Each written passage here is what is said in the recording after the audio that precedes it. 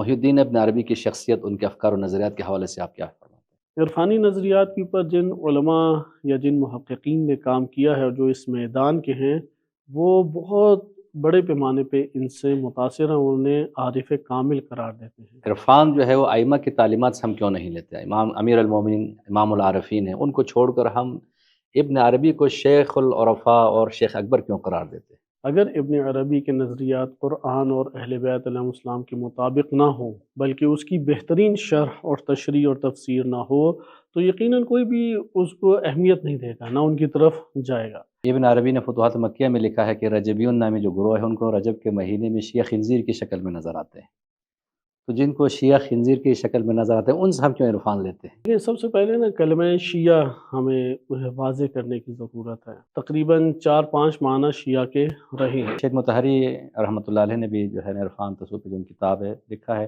مرحوم محمد حسین نجفی صاحب نے یہی اشکال کیا ہے۔ جب ہم عرفاء کی تاریخ پڑھتے ہیں، جن بزرگان کا نام لیا جاتا ہے، تو ان میں آپ دیکھیں کوئی شیعہ نظر نہیں آتا، تو وہ یہ کہتے ہیں کہ 1400 سال کے بعد بھی ان کو یہ پتہ نہیں چلا کہ مولا امیر المومنین پہلا خلیفہ تھے ابو بکر۔ تو ایسے افراد سے ہمیں معرفت لینا، عرفان لینا، یہ کون سی منطقی بات؟ اور انہوں نے کہا یمن سے ایک فرد آنے والا ہے، آئے امام علی علیہ السلام کے لشکر میں شریک ہوئے اور شہید ہوئے۔ اب یہ کون تھے؟ کیا یہ شیعہ نے امیر المومنین علیہ السلام نہیں ہے؟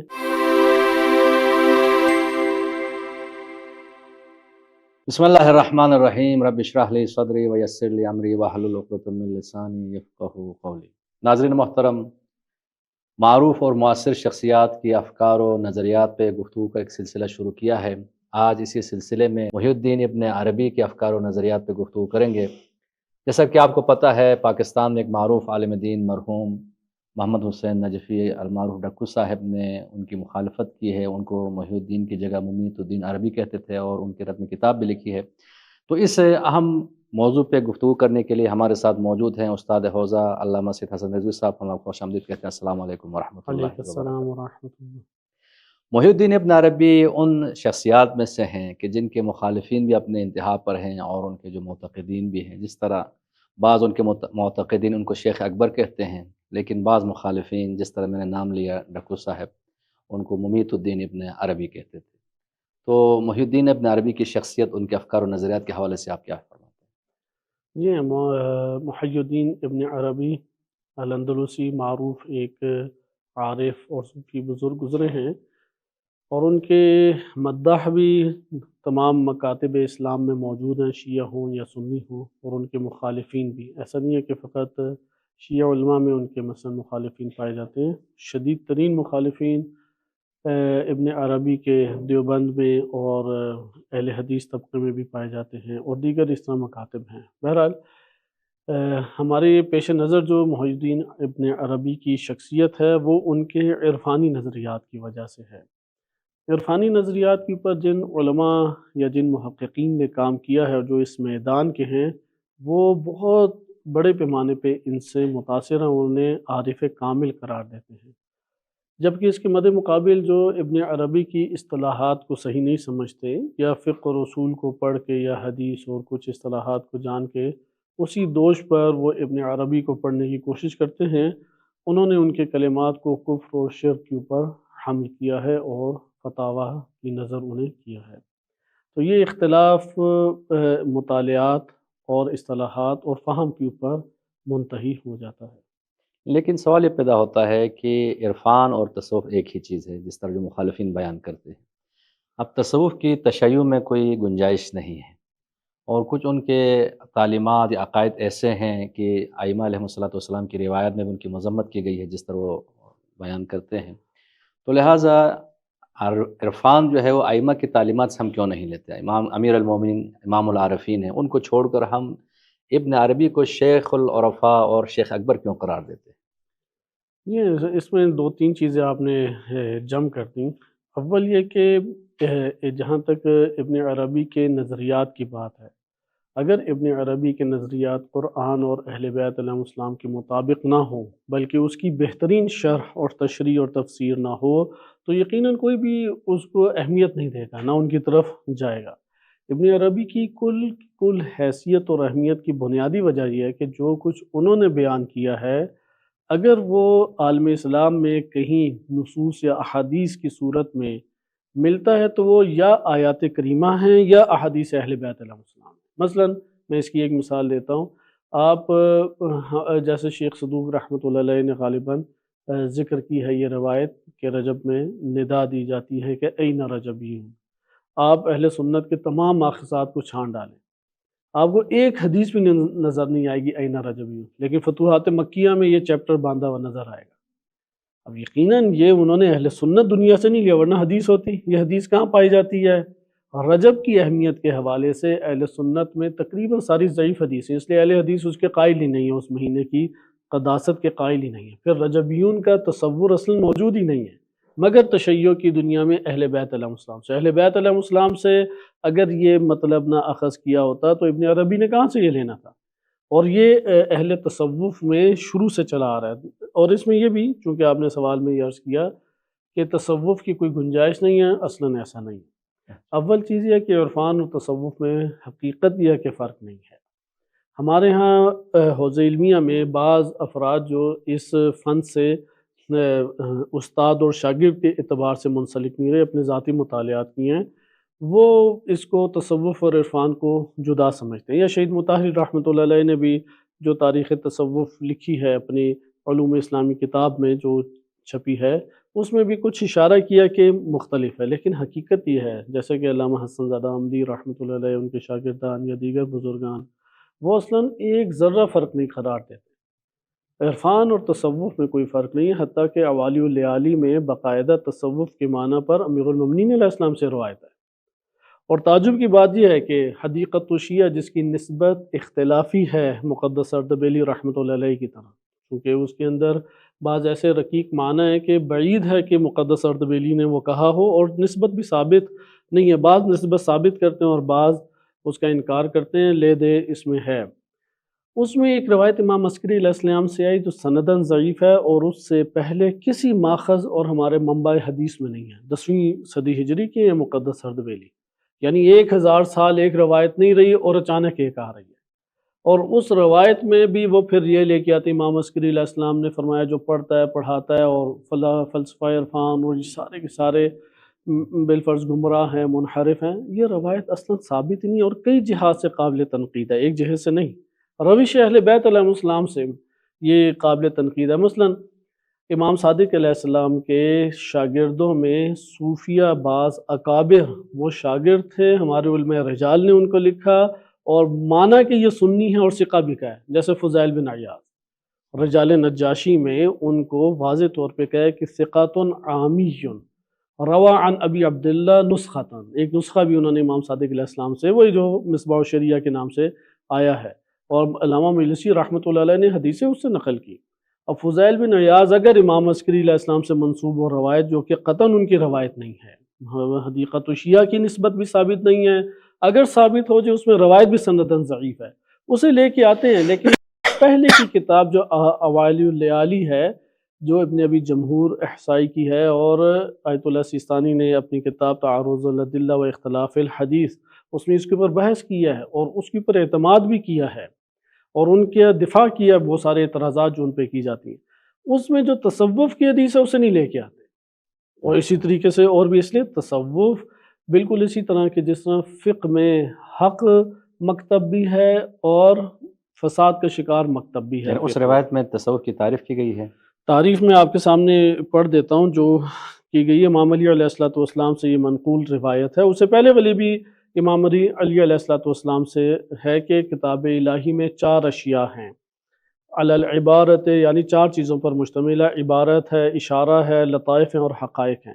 فالعبارت للعوام، عوام جو ہے وہ عبارت کی حد تک رہتی ہے، ادھر عوام میں وہ علماء بھی شامل ہیں اور مجتہدین بھی شامل ہیں کہ جو صرف عبارت تک رہ جاتے ہیں، اس سے آگے نہیں بڑھتے۔ والاشارۃ للخواص، اشارہ خواص کے لیے اشارے موجود ہیں آیات اور روایات میں۔ واللطائف للاولیاء، اور وہ جو دقتیں ہیں لطیف اس میں جو چیزیں ہیں وہ اولیاء کے۔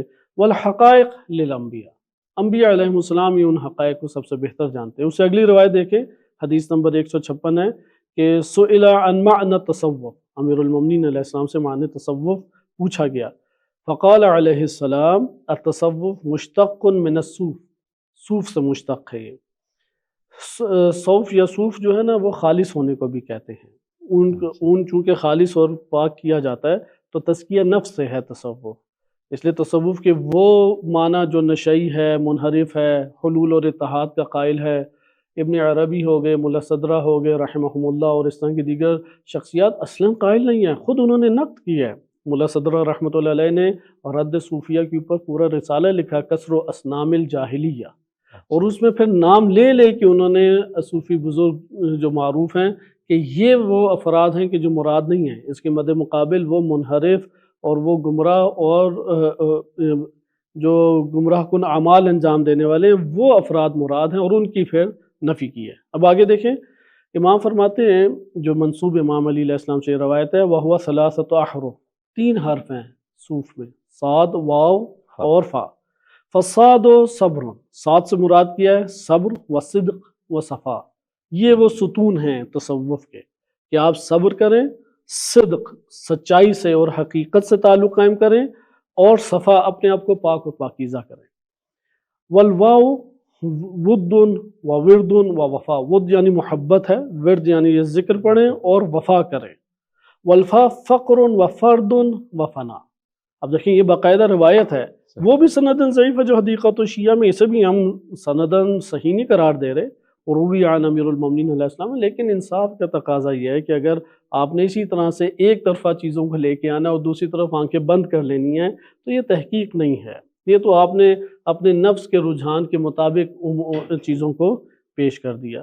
لہٰذا تصوف میں ایسا نہیں ہے کہ تشیع میں گنجائش نہیں ہے، تمام ادیان کی جو بنیاد ہے در حقیقت تزکیہ نفس کی اساس پر ہے، اسی لیے اس کے اوپر جو سب سے بہترین کلام ہے اگر کہا جا سکے تو وہ محدث نوری رحمۃ اللہ علیہ کا مصباح الشریعہ کا، جو انہوں نے خاتمۃ المستدرک میں دفاع کیا ہے، چونکہ اس کے اوپر بہت سارے اعتراضات کیے گئے، تو اس میں انہوں نے کہا کہ 2 چیزیں ہیں، ایک ہے ان کا مقصد تصوف اور صوفیہ کا تزکیہ نفس، کہتے ہیں یہ سب انبیاء علیہ السلام کا مقصد تھا، ہم اس سے موافق ہیں، ہمارا کوئی اس سے اختلاف نہیں ہے، اور دوسرا ان کے دعوے ہیں اور بعض ایسے ریاضتیں جو شریعت میں نہیں ملتی تو ہم اس کے مخالف ہیں۔ تو ٹھیک ہے ان کی بات کہ اگر ایسے دعوے ہیں کہ جو قابل قبول نہیں ہیں تو وہ معصوم شخصیات تو نہیں ہیں، وہ کوئی ایسی ماہوری شخصیات بھی نہیں ہے کہ آپ نے ان سے فتاوی لے کے عمل کرنا ہے، ہاں وہ اگر فقہا میں بھی ایسے افراد ہوں کہ جو قابل تنقید ہے نقد کریں گے انہیں، لیکن یہ کہہ دیں کہ تصوف جو ہے وہ اصلاً گمراہ کن چیز ہے، شرک ہے، بدعت ہے،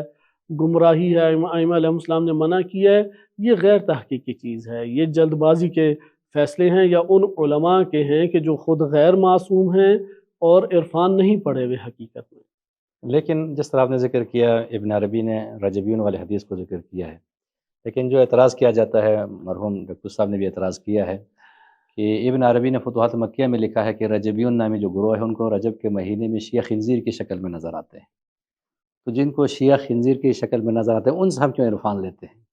دیکھیں سب سے پہلے نا کلمہ شیعہ ہمیں واضح کرنے کی ضرورت ہے، مثال کے طور پہ تقریباً 4-5 معنی شیعہ کے رہے ہیں، اس لیے امام صادق علیہ السلام نے اس کی تنقیح کی، یعنی اصل معنی جو نبی صلی اللہ علیہ وسلم نے شیعہ کا معنی کیا تھا یا جو معنی قرآن کریم نے شیعہ کا معنی دیا ہے انبیاء علیہ السلام کے ضمن میں، نہ کہ وہ جہنمی گروہ کو جو کہا گیا ہے، انبیاء علیہ السلام شیعہ تو نوح حضرت ابراہیم علیہ السلام کو کہا گیا ہے، وہ امام صادق علیہ السلام نے پھر آشکار کیا، چونکہ یہ کلمہ نبی صلی اللہ علیہ وسلم نے جب بیان کیا تو اس سے مقصود وہ افراد تھے کہ جو اہل بیت علیہ السلام سے محبت کریں، حجت الہی کی اطاعت میں ہمیشہ میدان میں حاضر رہیں، جیسے کہ ہم کہتے ہیں مشایعت جنازہ، میت نماز جنازہ کے بعد جب آپ جنازے کے ساتھ ساتھ چلتے ہیں اسے کہتے ہیں مشایعت کرنا، مشایعت یعنی ہمراہ رہنا، نصرت کرنا، تو امت میں کوئی الگ سے فرقہ نہیں رسول اللہ نے ایجاد کیا، جس طرح زہاد ایک طبقہ ہے، مجاہدین ایک طبقہ ہے، متقین ایک طبقہ ہے، شیعہ ایک طبقہ تھا کہ جس نے حجت الہی کے ساتھ مختص قرار پائے گا، یعنی وہ خاص آپ کہہ لیں کہ افراد کے جو اطاعت حجت الہی میں ایک قسم کے غرق ہیں اور ہمیشہ میدان میں حاضر رہتے ہیں۔ اچھا بعد میں یہ سیاسی لوگوں کے حوالے ہو گیا اور امیر المومنین علیہ السلام میں سیاسی حکمران کی سیاسی حمایت کرنے والے گروہ کو شیعہ کہنے لگے، جو معاویہ ابن ابی سفیان کی حمایت کرتے تھے انہیں شیعہ نے معاویہ کہا، جو امام علی علیہ السلام کی حمایت کرتے تھے انہیں شیعہ نے امیر المومنین علیہ السلام کہا، اور جو عثمان ابن عفان کی حمایت کرتے تھے انہیں کہا کہ یہ حضرت عثمان کے کیا ہیں، شیعہ ہیں۔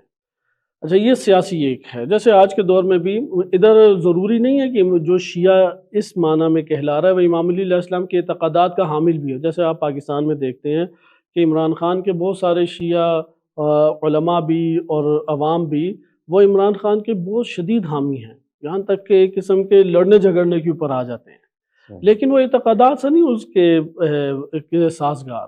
جو عمران خان کے اپنے ہیں اعتقادات، کیونکہ دیوبند ہے، اہل سنت ہے، یا بعض اس کے اعمال ہیں، اس سے ان کا کوئی تعلق نہیں ہے، سیاسی ایک حمایت ہے۔ تو امیر المومنین علیہ السلام کی سیاسی حمایت یہ تاریخ میں شیعہ کہلاتا ہے۔ تاریخ میں جب شیعہ کہا جائے اس معنی میں ایک اہل سنت رجال میں کلمہ شیعہ ہے۔ اہل سنت کہتے ہیں کہ جو فوقیت دے امیر المومنین علیہ السلام کو حضرت عثمان پر وہ شیعہ ہے، اور جو حضرت ابوبکر اور حضرت عمر سے بھی افضل جانے امام علی علیہ السلام کو تو وہ رافضی ہے، اور اگر کوئی گالی دے یا لعن طعن کرے، سب و شتم کرے، تو اس وقت کے اکثر فقہا کا نظریہ تھا دار اسلام سے خارج ہے، چونکہ اجماع کا مخالف ہوا۔ بہرحال ان کے اپنے ضوابط ہیں، انہوں نے اس کے مطابق قوانین بنائے۔ امام صادق علیہ السلام جب تشریف لائے تو انہوں نے اس کے حقیقی معنوں کو ابھارا، ان تمام معنی سے اسے باہر کیا، چونکہ ایک عقائدی معنی بھی وضع کیا گیا، ایجاد کیا گیا جو رائج ہو گیا، اور وہ عقائدی معنی یہ ہے کہ جو بھی حضرت ابوبکر کے مقابلے میں امام علی علیہ السلام کی امامت کا قائل ہے، یعنی وہ کہتا ہے کہ خلیفہ برحق امام علی علیہ السلام تھے۔ اب اس میں ٹھیک ہے ایک فرقہ اس بات کا قائل ہو گیا کہ مفضول بھی افضل کے اوپر آ کے حاکم ہو سکتا ہے، لیکن وہ قائل تھا کہ حق ان کا تھا، وہ شیعہ کہلائے گا۔ یہ عقائدی معنی اس وقت آج بھی یہی رائج ہے۔ اچھا، اس عقائدی معنی کو اگر مد نظر رکھیں، بہت سارے منحرف طبقات غالیوں کو شیعہ اس دور میں کہا جاتا تھا۔ وہ غالی جو امام علی علیہ السلام کو رب کہتے تھے، وہ جو مفوضہ تھے، وہ جو منحرف نظریات رکھتے تھے، ان کو بھی شیعہ کہا جاتا تھا۔ زیدیوں کو شیعہ کہا جاتا تھا۔ اسماعیلی غسلاً عبادات کے قائل ہی نہیں ہیں اور انجام بھی نہیں دیتے، تعویلات ہی ایسی باطنی عجیب و غریب سی کرتے ہیں۔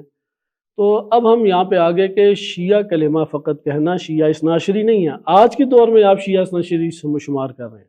آج ایران، عراق اور آپ پاکستان، لبنان، بحرین میں بیٹھ کے جب شیعہ کہتے ہیں تو شیعہ سے اثناعشری مراد لیتے ہیں۔ اچھا، آپ یمن میں چلے ہیں، شیعہ جب کہا جائے گا زیدی مراد لیں گے۔ یعنی 6 صدی ہجری میں جس وقت ابن عربی دنیا میں تھے اس وقت دیکھنا ہوگا کہ شیعہ سے مراد ہاں، ایک چیز کہ وہ شیعہ کا معنی اس وقت آیا ان مناطق میں، چونکہ وہ اندلس، وہ کبھی عراق اور ایران آئی نہیں۔ ابن عربی کا کوئی سفر بھی باقاعدہ ان کے سفر میں کتابیں لکھی گئی ہیں، لیکن شام آیا ہے۔ ہاں، شام میں ابن عربی آئے ہیں۔ اچھا، اس کے بعد مصر میں رہے ہیں، تیونس وغیرہ کی طرف رہے ہیں، اور اندلس میں رہے۔ یہ پٹی انہوں نے کی ہے۔ اس پٹی میں اثناعشری کہاں تھے؟ آج بھی علویون کہاں پائے جاتے ہیں؟ مصر میں تو اسماعیلی ہوتے تھے اس دور میں۔ ہاں، انہوں نے دیکھے ہی منحرف افراد ہیں، تو وہ منحرف افراد ان کو کوئی بہت مومن نظر آنے ہیں؟ ایسا تو نہیں ہو سکتا۔ جی بالکل، یہ تو بات آپ کی منطقی ہے۔ اس لیے وہ جب اس سائڈ پہ آئی نہیں ہے تو اثناعشری کی بات ہی نہیں ہے۔ شیعہ کلمہ عمومی کلمہ تھا، بہت سارے اس میں افراد آتے تھے، تو انہوں نے غالیوں کو دیکھا ہوگا، وہ ایسی شکل ان کی نظر آئے گی۔ تو اس لیے ان مناطق کی بات نہیں ہے۔ شام بھرا ہوا تھا علویوں سے، وہی غالی جو امام علی علیہ السلام کے حوالے سے ہیں، ایک انحرافی تفکر بھی رکھتے ہیں یا ایک افراطی تفکر رکھتے ہیں۔ مصر میں اسماعیلی تھے، افراطی تفکر رکھتے ہیں۔ تو ان خطوں میں انہوں نے افراد، بے عمل افراد کو دیکھا، بے عقیدہ افراد کو دیکھا، اس وجہ سے بعید نہیں ہے کہ مکاشفے میں ایسا ہی انہیں دکھائی دیا ہو۔ تو سوال یہ پیدا ہوتا ہے کہ شیخ مطہری رحمۃ اللہ علیہ نے بھی جو ہے عرفان تصوف کی جو کتاب ہے لکھا ہے، 2 صدی کے ہے، اور وفات 3، 4، 5، 6، 7۔ تو اس پہ بھی مرحوم محمد حسین نجفی صاحب نے یہی اشکال کیا ہے۔ جب ہم عرفا کی تاریخ پڑھتے ہیں، جن بزرگان کا نام لیا جاتا ہے، تو ان میں آپ دیکھیں کوئی شیعہ نظر نہیں آتا، چاہے وہ عطار ہو، چاہے وہ بابا یزید بستامی ہو، یا رومی ہو، غزالی ہو، ابن عربی ہو۔ تو وہ یہ کہتے ہیں کہ 1400 سال کے بعد بھی ان کو یہ پتہ نہیں چلا کہ مولا امیر المومنین پہلا خلیفہ تھے یا ابوبکر۔ تو ایسے افراد سے ہمیں معرفت لینا، عرفان لینا، یہ کون سی منطقی بات ہے؟ یہ تو میرا خیال ہے کوئی وہابیوں والا ایک تفکر شاید ذہن میں ہے، یا اہل بیت علیہم السلام کے آثار کے اوپر صحیح غور و فکر نہ کرنے کی وجہ سے یہ ایک پیچیدہ قسم کا ذہن میں تصور پیدا ہوا ہے۔ مثلا آپ دیکھیں کہ اساطین صوفیہ کس کو کہتے ہیں، وہ ان میں پہلی شخصیت جناب اویس قرانی ہیں جو کہ جنگ صفین میں شہید ہوئی ہیں۔ جناب اویس قرانی رضی اللہ عنہ شیعہ سنی دونوں میں بہت عظمت رکھتی ہیں، جبکہ ہمارے ہاں ان کا جو تذکرہ کتب میں وارد ہوا ہے رجال میں اور دیگر کتب میں آپ پڑھیں، امام علی علیہ السلام انتظار کرتے رہے یہاں تک کہ تھک گئے اور انہوں نے کہا یمن سے ایک فرد آنے والا ہے، آئے امام علی علیہ السلام کے لشکر میں شریک ہوئے اور شہید ہوئے۔ اب یہ کون تھے؟ کیا یہ شیعہ نے امیر المومنین علیہ السلام نہیں ہیں؟ کیا امام علیہ السلام نے ان کو زندہ نہیں کیا؟ ویسے قرانی وہ صوفیہ میں شمار ہوتے ہیں، اسی طرح سے اور شیعوں میں یہ شمار ہوتے ہیں۔ اسی طرح سے آپ دیگر بزرگ شخصیات میں سلمان لے لیں، جناب سلمان محمدی رضی اللہ عنہ عظیم ترین ہستی ہیں، ان کا منہج وہ منہج زہاد تھا۔ زہاد ثمانیہ کی اصطلاح رجال کشی میں استعمال ہوئی ہے کہ 4 زہاد امیر المومنین علیہ السلام کے اس میں تھے لشکر میں، اور 4 زہاد تھے معاویہ ابن ابی سفیان کے۔ صحیح ہے، تو اس لیے یہ قطعاً صحیح بات نہیں ہے کہ امام علی علیہ السلام کے افراد میں نہیں تھے۔ امام علی علیہ السلام کے اصحاب کی تفصیلات ہم تک نہیں پہنچی۔ میں اس کی ایک چھوٹی سی مثال لیتا ہوں۔ صوفیہ جو ہیں وہ عبادات اور اپنی باتوں کے اعتبار سے ایک خاص مفاہیم کے مالک ہیں، بڑی عمیق دنیا میں جاتے ہیں۔ اب آپ اس عمق کو دیکھیں جو تصوف کی کتابوں میں آئی ہے۔ وہ تصوف جو حق معنی رکھتا ہے، وہ نہیں کہ جو انحرافی معنی رکھتا ہے۔ بالکل اسی طرح تفسیر انحرافی بھی کی گئی، تفسیر صحیح بھی ہے، فقہ انحرافی بھی موجود ہے، فقہ صحیح بھی موجود ہے۔ ہم تصوف صحیح کی بات کر رہے ہیں۔ وہی باتیں خطبہ متقین میں جناب حمام کو امیر المومنین علیہ السلام نے بیان کی۔ اب حمام کو جو باتیں کی، حمام کون تھے؟ عارف تھے، وہ نہیں برداشت کر سکے اور اس خطبے کے ابھی ختم بھی نہیں ہوا، اختتامی جملات امام نے کر دی اور وہ وفات پا گئے۔ یہ جناب فضائل بن عیاض کے بارے میں کہا جاتا ہے کہ مجاور حرم بن گئے اور وہاں پر ہی زندگی بسر کرتے تھے۔ آیت قرآن کریم کی سنی، غش کھا کے ان کی وفات ہو گئی۔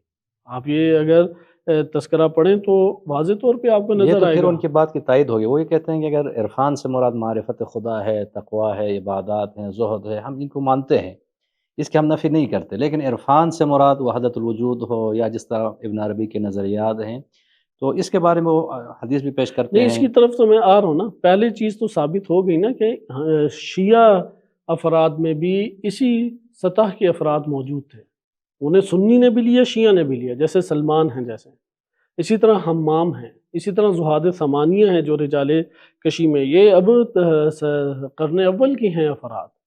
اسی طرح قرن ثانی میں آپ کو مل جائیں گے، ثالث میں آپ کو افراد مل جائیں گے۔ ایسا نہیں ہے کہ یہ شخصیات موجود نہیں ہیں، حتیٰ کہ چونکہ محدثین نے حدیث کو جب لیا تو اس کی باب بندی کی اور تقطیع کی۔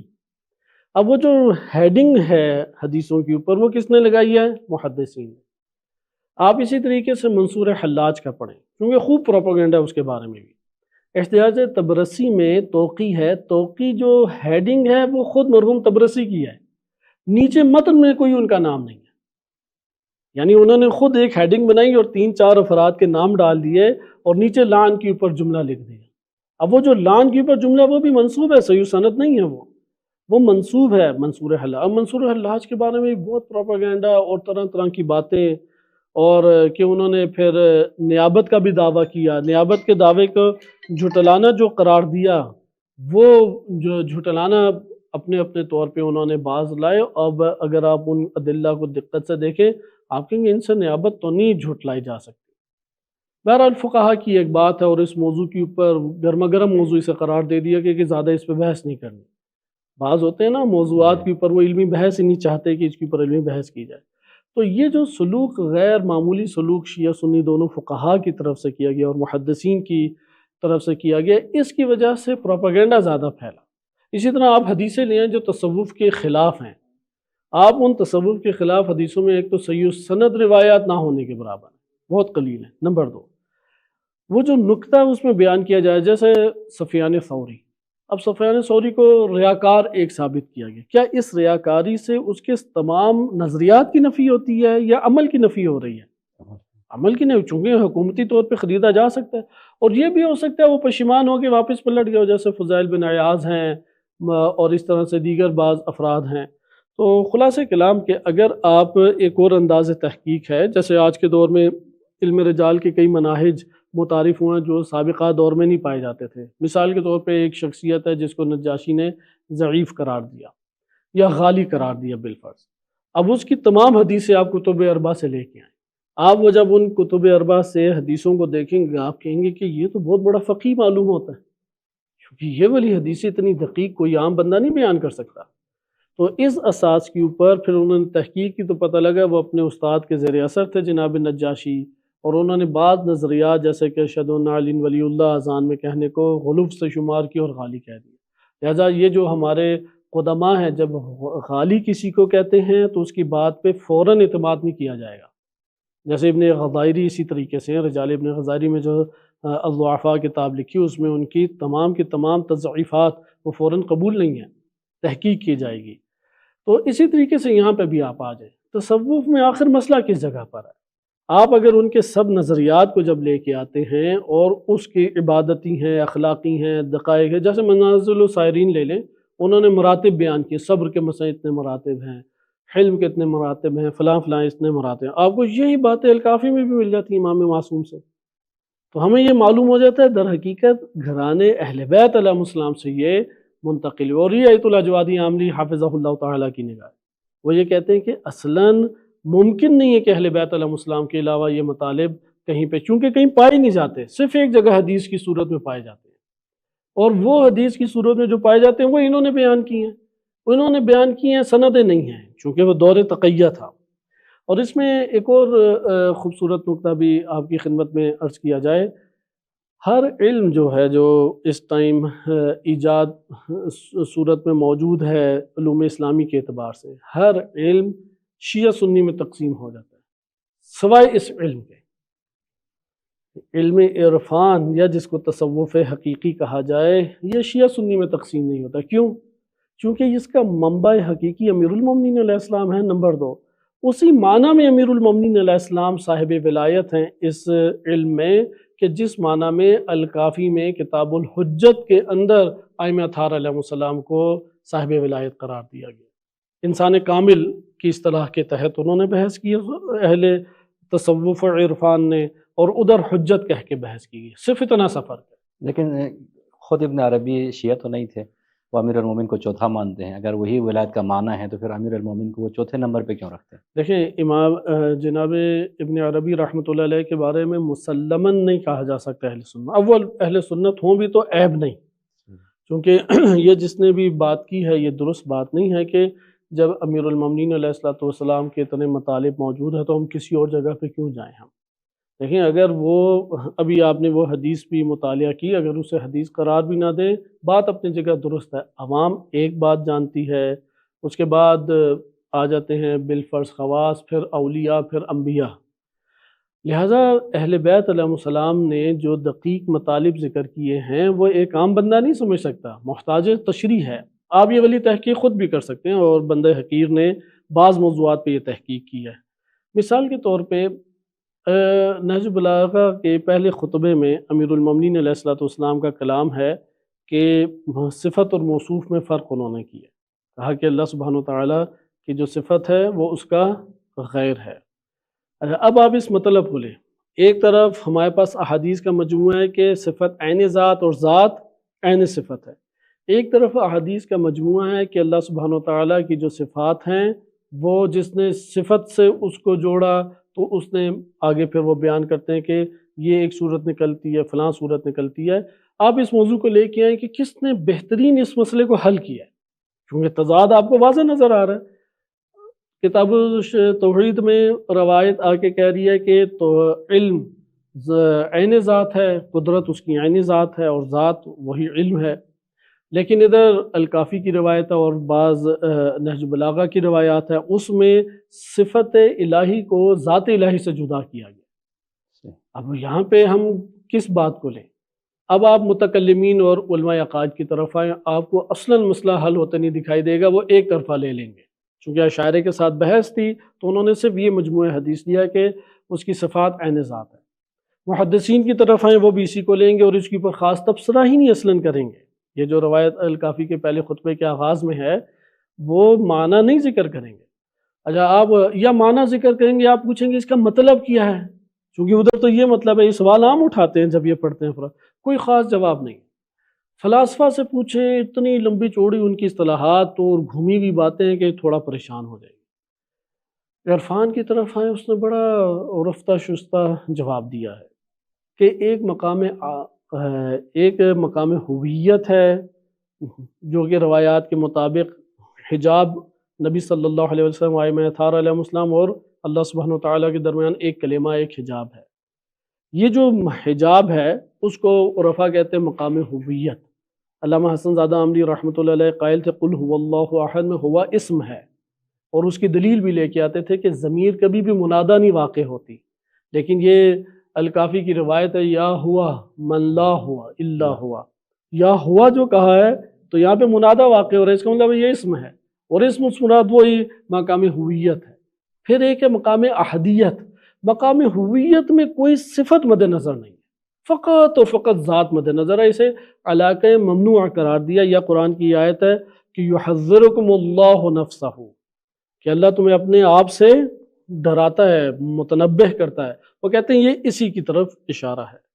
اچھا اس کے بعد آتا ہے مقام احدیت، وہ کہتے ہیں یہ ہے ذات عین صفت اور صفت عین ذات ہے۔ اور پھر مقام وحدیت ہے جہاں پہ صفات عملی طور پہ تعدد کی صورت میں نظر آتی ہیں۔ اب آپ ان تین کو آپ پڑھیں، اس کے بعد اعیان ثابتہ کو وہ ثابت کرتے ہیں مقام وحدیت کے بعد۔ یہ تین مقام اور مراتب ہیں جس میں اللہ سبحانہ وتعالیٰ کی ذات کا قرب اور اس کو مد نظر اور ملاحظہ کیا جاتا ہے۔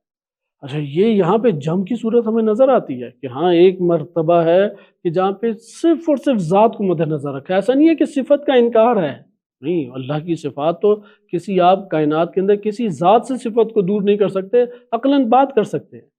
اللہ سبحانہ وتعالیٰ کی طرف آپ عقلاً بھی صفت کو زائل نہیں کر سکتے۔ آپ کیا کریں گے کہ آپ کہیں گے میں صرف ساری کی ساری توجہ ذات باری تعالیٰ کی طرف رکھ رہا ہوں۔ یہ جو صرف ذات کو مد نظر رکھا ہے اسے مقام ہویت کا۔ اس کے بعد آپ صفات، اسماء و صفات کو مد نظر رکھتے ہیں، لیکن ایک دفعہ کلی بات کرتے ہیں، جامع بات کرتے ہیں، اس کی ذات اور صفات ہیں، اسماء ہیں، اسے مقام احدیت کا۔ یہاں پہ عین صفت ہے ذات، اور ذات صفت عین ذات ہے، اور ذات عین صفت ہے، یعنی یہاں پہ دو ہی پیدا نہیں کر سکتے۔ اس کے بعد مقام احدیت ہے کہ جس میں آپ صفات کے جلوے دیکھیں گے، صفات کے مظاہر دیکھیں گے، اور صفات جو ہیں وہ آپ کو تعدد کی صورت میں نظر آتی ہیں۔ لیکن سوال یہ پیدا ہوتا ہے، جس طرح آپ نے بیان کیا ابھی فقہ ہم تقسیم کر سکتے ہیں، اصول کو تقسیم کر سکتے ہیں، لیکن عرفان کو نہیں کر سکتے۔ تو سوال یہ پیدا ہوتا ہے کہ اب حدیث معروف ہے شرق وغربا شرق وغربا فلا تجدان علما صافیا الا ما خرج من عندنا۔ احسن۔ اب یہاں پر علماء بیان کرتے ہیں کہ آپ دیکھیں کہ وہ جو توحید جو نہج البلاغہ میں ہے، جو اصول کافی میں ہے، جس طرح آپ نے اشارہ کیا، یا جو صحیفہ سجادیہ میں ہے، اس میں ایسی کلمات نہیں ہیں، لیکن جب ہم صوفیہ کی طرف جاتے ہیں تو نعوذ باللہ ایسے جملے وہ بیان کرتے ہیں جس سے خدا کی گستاخی توہین ہے۔ جس طرح معروف وہ جملہ ہے وَمَا الْكَلْبُ وَالْخِنْزِرُ إِلَّا إِلَٰهُنَا، یہ ترجمہ کرنا بھی شاید درست نہ ہو، وہ کتے خنزیر تک کو خدا قرار دیتے ہیں، یا کسی نام لینا درست نہیں۔ کسی فقیر کے بارے میں معروف ہے وہ کتے کو بھی دیکھ کر کہتے تھے لبیک یا ربی۔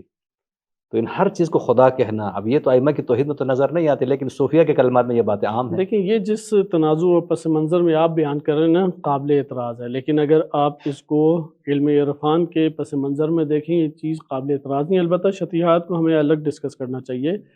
اصل تو یہ تو جو حدیث آپ نے سنائی شرقا وغربا کہ تم مشرق میں دونوں چلے جاؤ، یہ اصل میں سلیمہ بن کہیل میں یہ روایت آپ کو باقاعدہ پڑھ دیتا ہوں کہ ہاں امام علیہ الصلوۃ والسلام نے یہ سلمہ بن کہیل اور حکم بن عتیبہ کو بیان کی، شرقا وغربا فلا تجدان علما صحیحا، کوئی علم صحیح نہیں نظر آئے گا تم دونوں کو الا شیئا خرج من عندنا اہل البیت، اگر ہے تو وہ ہم اہل بیت سے ہوا ہے، صادر ہوا ہے، اہل بیت سے وہ نکلا ہے۔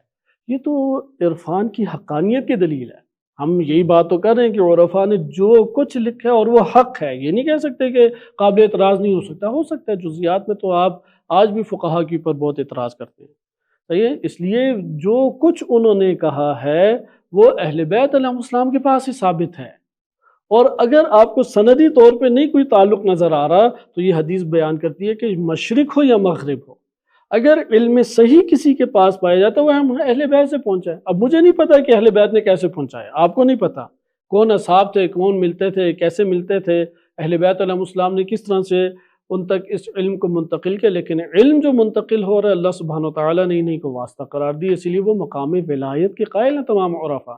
اسی معنی میں قائل ہیں کہ جو کتاب الحجت میں حتیٰ کہ کتاب الحجت کی اب آپ تشریح پڑھیں، روایات کی تفسیر جو شرح کی گئی ہے محدثین نے کی ہے، کتنی ایسی روایات ہیں کہ اس کی شرح ہی نہیں کر سکے کیونکہ اس مقام کو بیان ہی نہیں کیا۔ آپ خود ادھر سے بھی پڑھ کے دیکھ لیں اور ادھر بھی جو عرفاء نے ذکر کیا اس سے آپ کو بات سمجھ آنے لگ جاتی ہے۔ اچھا، اس میں ایک اور چیز بھی یہ کہتے ہیں کہ ان سے فقط کیوں لیں، سنی ہیں اور وہ ان کو یہ نہیں پتہ لگا کہ حضرت ابوبکر پہلے خلیفہ ہیں یا امام علی علیہ السلام پہلے خلیفہ ہیں، تو اول تو یہ اشکال آنا چاہیے جب آپ فقہ کی حدیثیں ایسے افراد سے لیتے ہیں جنہیں اپنے زمانے کا امام ہی نہیں پتہ لگا۔ اچھا، ایسی حدیثیں ہیں اب ہمارے پاس واقفیوں سے کتنی حدیثیں ہیں، ناموسیوں سے کتنی حدیثیں ہیں۔ ہمارا ایک بڑا، اگر ہم مبالغہ نہ ہو، حد اقل 20 سے 25% تو ہمارا دین مکتب تشیع کا اعتقادات اور فقہ اور اخلاق وہ کس سے آئی ہیں؟ وہ تو شیعہ اثنا عشری سے تھوڑی آئی ہیں۔ وہ تو ایک بڑی تعداد ہے کہ جو واقفی ہیں، جو مثلا آج کے دور میں اسماعیلی ہیں۔ اگر آپ واقفی اور اسماعیلیوں سے دین لینے کے قائل نہیں ہیں تو کیوں محدثین نے لیا ایسے افراد سے حدیثیں لی؟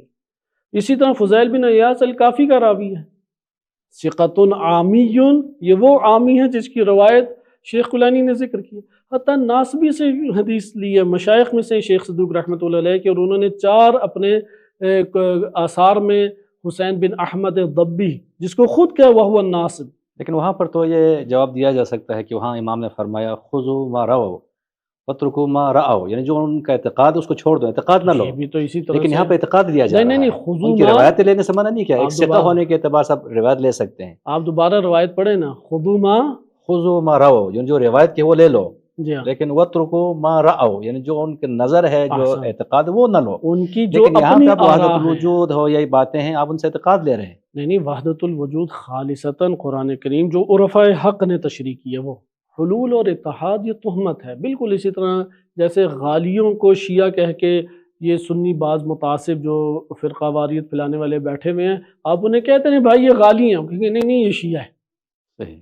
اسی طریقے سے یہ اتحاد اور حلول اصلاً وجود ہی نہیں رکھتا، نہ منصور حلاج کی مباحث میں، نہ ابن عربی کی مباحث میں، اور نہ کسی اور۔ مثلا عینیت کا معنی ابن عربی کی کلام میں وہ ہے ہی نہیں کہ جو علم فقہ میں معنی ہے، وہ عینیت کو کچھ اور معنی لیتے ہیں۔ اس لیے وحدت الوجود جو بیان کی ہے عرفان نے، وہ آیات اور روایات اہل بیت علیہم السلام سے دلیل لے کے، مثلا هو الظاہر والباطن، باطن سے کیا ادھر مراد ہے، اب وہ آپ ان کی بھی تشریحات لے آئیں، ان کی بھی تشریحات لے آئیں، یا نہج البلاغہ میں یہ 8 حدیثیں بنتی ہیں، یہ ساری میں نے استخراج کی، کہ جو اس معنی پہ ہے کہ وہ اشیاء میں داخل ہے لیکن اس طرح نہیں جیسے ایک شے دوسری شے میں داخل ہوتی، اور وہ اشیاء سے خارج بھی ہے لیکن اس طرح نہیں کہ جیسے ایک شے دوسری شے سے خارج ہوتی ہے، وہ بے مقارنت اشیاء کے ساتھ مقارن ہے لیکن اس طرح نہیں ایک شے جیسے دوسری شے سے جڑی ہوتی ہے، وہ بے مزایلت، مزایلہ بھی ہے، جدا بھی ہے، لیکن اس طرح نہیں ایک شے جیسے دوسری شے سے جدا ہوتی ہے۔ یہی وحدت الوجود ہے۔ وحدت الوجود کو اگر آپ بہت ایک باریک بینی کے ساتھ نپے تلے جملے میں کہنا چاہیں تو علامہ حسن زادہ عاملی کی نظر میں اللہ الصمد، یہ وحدت الوجود ہے۔ اللہ الصمد کیا ہے؟ اللہ جو ہے وہ بے نیاز ہے، صمد جوف کو کہتے ہیں نا، خالی چیز، یا اس سید اور سردار کو کہا جائے جس کی طرف ہر شے محتاج ہو، تو وحدت الوجود یعنی وجود میں ہر شے اللہ کی محتاج ہے، اس کو وحدت الوجود کہتے ہیں۔ وحدت الوجود کے بقیہ اور دیگر تو معنی نہیں ہے کہ جو اتحاد اور حلول کے اوپر منتہی ہوں، لہذا جو امیر المومنین علیہ السلام کا یہ کلام ہے اور جو الکافی کی بعض روایات میں آیا ہے کہ ابھی میں نے اشارہ کیا، یہ اس کو وحدت الوجود کہتے ہیں، اور یہ اہل بیت علیہ السلام سے آیا۔ لہذا اگر یہ بات ہے کہ ابن عربی سے ہم کیوں لیں، تو اول ابن عربی سے اس لیے ابن عربی کے ہونے کی وجہ سے نہیں لیتے، اصل اس کے لینے کی وجہ یہ ہے کہ اہل بیت علیہ السلام کے منبع اور ماخذ میں یہ مطالب پائے جاتے ہیں فقط، اور ان مطالب کی جو شرح کی ہے عالم اسلام میں، متکلمین ہیں، محدثین ہیں، فیلسوف ہیں، مفسرین ہیں، اور عرفا کی سب سے زیادہ قابل قبول بات لگتی ہے. آپ سارے طبقوں کو ملا کے تشریحات، ابھی تو اے آئی کا دور بھی آ رہا اور مزید انشاءاللہ آ جائے گا دور، وہ ہر مسئلے میں اس طرح آراء کھول کے بیان کر دے گا. اچھا، امام زمانہ کے حوالے سے ابن عربی کا کیا نظریہ تھا؟ امام زمانہ علیہ السلام کے حوالے سے تو واضح طور پہ فتوحات میں بھی انہوں نے کہا کہ ان للہ خلیفۃ، پھر آگے لکھتے ہیں یملأ الارض قسطا وعدلا، کہ اللہ کے لیے ایک خلیفہ ہے. اسی طرح ابن عربی کی بعض ماخذات میں ہے جو شیعہ محققین نے ذکر کیا لیکن کتابوں میں مٹا دیا گیا کیونکہ بہت رد و بدل ان کی کتابوں میں ہے، کہ وہ کہتے ہیں میں خود 2 دفعہ ملا ہوں. اور صدر الدین قنوی رحمۃ اللہ علیہ جو بلا فاصلہ ان کے شاگرد ہیں اور شارح بھی ہیں، انہوں نے وصیت کی کہ اگر تم امام مہدی علیہ السلام سے ملو تو ان سے ادھر ادھر کی چیزیں نہ پوچھنا، معارف کو پوچھنا، اور میرے بعد اگر تم نے کسی کی طرف رجوع کرنا صرف امام مہدی علیہ السلام.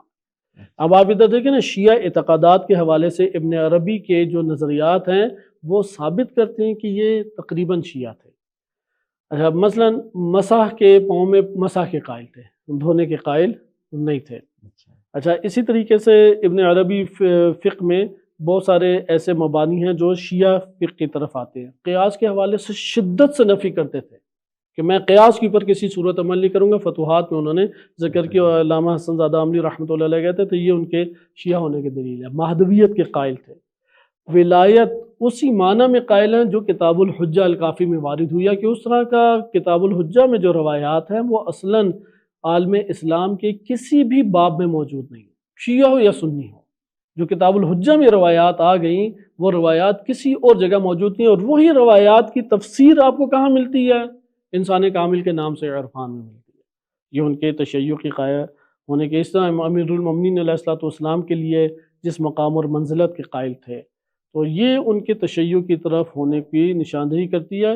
صرف ایک چیز رہ جاتی ہے جو سید جعفر مرزا عملی، انہوں نے بھی ابن عربی شیعی ام سنی کتاب لکھی ہے اور اس میں ثابت کیا ہے کہ سنی ہے. ثابت کس سے کیا کہ شیعہ کا معنی تب کامل ہو جائے جب تولا کے ساتھ تبرہ بھی ہو. ابن عربی کی نظر میں صرف تولا دکھائی دیتا ہے، تبرہ نہیں ہے. تو اس کو بھی ذکر کرتے ہیں کہ در حقیقت جو تقیہ کا دور تھا وہ ہمیں بتاتا ہے. وَإِلَّا آپ بقیہ اصحاب کے ذات تبرہ کو ثابت کریں، مثلا مالک اشتر کا بھی تبرہ ہم ثابت کر لیں گے. اسی طریقے جناب سلمان ہیں، جناب بزر ہیں. جناب سلمان تو گورنر بھی رہے خلیفہ دوم کی طرف سے مدائن کے. اب اسی طریقے سے آپ بعد کے ایام میں بھی آ جائیں، خود نواب اربع کا تبرہ کہاں ثابت کریں، وہ تو بن کے سنی رہے.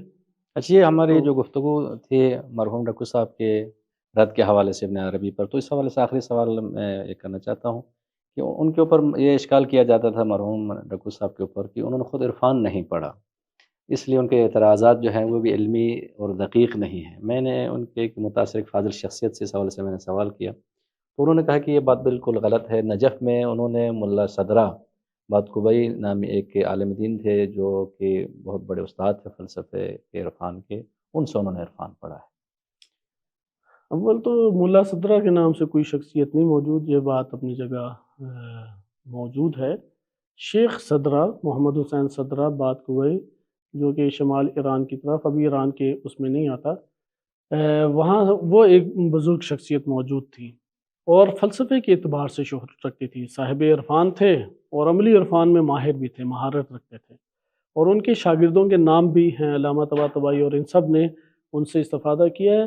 نجف میں اگر کوئی شخص بھی فلسفہ عرفان کے حوالے سے نیٹ پہ بھی تحقیق کر لے تو اس کے سامنے یہ حقیقت آشکار ہو جائے گی. جو فلسفہ عموماً پڑھایا کرتے تھے، مثلا جو فلسفہ پڑھاتا ہے اس کا یہ مطلب نہیں ہے کہ عرفان سے واقف ہی نہیں ہے، نہیں واقف ہیں. ممکن ہے کہ بعض شاگردوں کو انہوں نے تدریس کی ہو جو خاص شاگردان ہیں، لیکن وہ عمومی درس فلسفے کا دیتے تھے، عرفان کا نہیں. عرفان کا جو درس دیا کرتے تھے یا عرفان کے حوالے سے جو شخصیت موجود تھی وہ سید احمد کربلائی رحمۃ اللہ علیہ تھے، جن سے مدرسہ تفقیق کے جو بانی ہیں مرزا مہدی اصفہانی رحمۃ اللہ علیہ فلسفہ عرفان کے شدید مخالف ہیں، وہ سید احمد کربلائی کے پاس ہی گئے. فلسفے کے اعتبار سے ممکن ہے انہوں نے بھی شیخ صدرہ سے استفادہ کیا. انہیں ملا صدرہ نہیں کہتے تھے، شیخ صدرہ کہا جاتا تھا. آپ اس کی تحقیق بھی کر سکتے ہیں. اور انہوں نے عرفان جب پڑھنا چاہا سید احمد کربلائی سے پڑھا انہوں نے. اسی طرح اس کے بعد سید علی قاضی طباطبائی رضوان اللہ تعالیٰ علیہ کہ ان کی شخصیت معروف تھی. اگر ڈھکو صاحب محمد حسین ڈھکو رحمۃ اللہ علیہ نے استفادہ کیا ہوتا، وہ خود بھی اس کا تذکرہ کرتے ہیں کہ میں نے عرفان میں پڑھا، فلسفے میں بعید نہیں ہے. اور فلسفہ جو ہے نا وہ کوئی اب یہ بھی وہی ہے، عدالت صحابہ والا نظریہ کچھ ہو جاتا ہے، رسول اللہ کو دیکھا تو سارا کچھ ٹرانسفر ہو گیا. تو ایسا نہیں ہے اتنی انہوں نے کہا قلیل. کہ یہاں پر ایک انٹرویو میں انہوں نے کہا تھا کہ میں نے وہاں نہیں، میں یہ عرض کرنا چاہ رہا ہوں فلسفے کے اساتذہ کے پاس شرکت بہت سارے کرتے، فوراً علم نہیں ٹرانسفر ہوتا.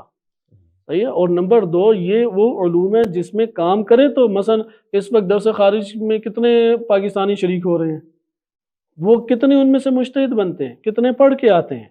تو ضروری نہیں ہے کہ صرف شرکت سے ایک چیز آ جائے. کتابیں سب سے بڑی دلیل بنتی ہیں اور اس عالم کی گفتگو دلیل بنتی ہے کہ وہ اس فن میں کتنا ماہر تھا. اس لیے عرفان کے حوالے سے تو ان کی باتوں سے واضح اندازہ ہو جاتا ہے کہ وہ اصطلاحات عرفانیہ سے بھی واقف نہیں تھے. یہ حقیقت ہے. آپ کوئی بھی ان کی کتاب لے کے آ جائیں، اس پہ گفتگو کریں، اگر عرفان کی اصطلاح کے اور ان کے موقف کو صحیح بیان کیا ہو تو پتہ لگے نا.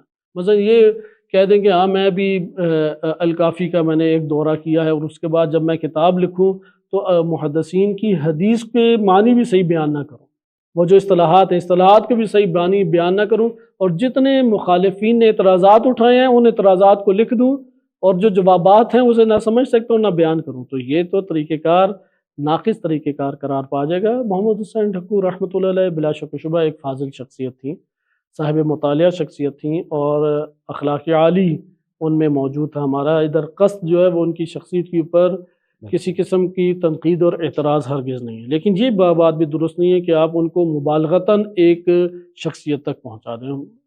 افراد میں مختلف طرح کی صلاحیتیں ہوتی ہیں اور مختلف طرح کے خلا رہ جاتے ہیں، اور آج بھی ہے. مثلا جو فقیہ ہے وہ مورخ نہیں ہے، مناظر نہیں ہے. آپ ابھی یہ بڑے بڑے حتیٰ کہ مراجع اعظام کو سنی مناظر کے سامنے بٹھائیں، ممکن ہے کہ وہ گیچ کر کے رکھ دیں، کیونکہ مناظرہ ایک فن ہے، البتہ وہ فسادی مناظرہ نہیں، وہ جو مجادلہ والا علمی مناظرہ ہے. علمی مناظرے کے اپنے خاص بندے ہیں. ضروری ایسی نہیں ہے کہ ایک چیز کے انکار سے آپ کہیں کہ نہیں اس کی تنقیص ہو گئی یا اس کے اوپر نقد اس طرح سے صحیح نہیں ہے.